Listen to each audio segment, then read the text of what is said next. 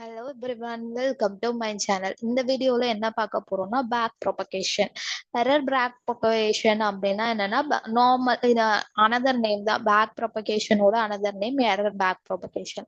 Okay, நார்மலாவே நமக்கு தெரியும் ஒரு நியூரல் நெட்வொர்க்னா அது வந்து ஃபார்வர்ட்ல போகும். இப்போ வந்து நமக்கு வந்து லாஸ் ஃபங்க்ஷன் அதிகமாகும் போது திருப்பி வந்து பேக் போய் வெயிட்ஸை வந்து ரேண்டமா வந்து ரீஜெனரேட் பண்ணி அதுக்கப்புறமேட்டுக்கு எப்படி லாஸ் வந்து குறைக்கணும், அந்த லாஸ் குறைக்கிறதுக்கு தான் இந்த ஆப்டிமைசேஷன் ஃபங்க்ஷன், கிரேடியன்ட் டெசென்ட் இதெல்லாம் நம்ம பார்த்தோம்.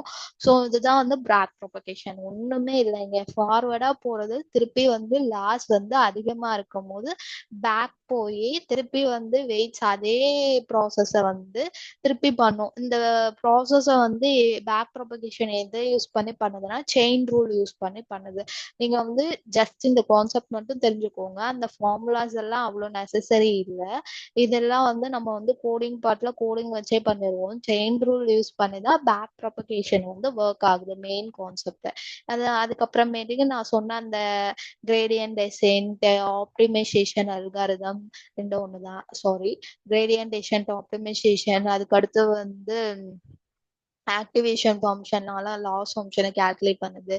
இதே ஒர்க்கிங் தான் திருப்பி திருப்பி வரும். சின்ன கான்செப்ட் தான், நல்லா புரிஞ்சுக்கிட்டீங்கன்னா ஈஸி. நியூரல் நெட்வொர்க், ஆர்டிஃபிஷியல் இன்டெலிஜென்ஸ்ல ஓகேவா.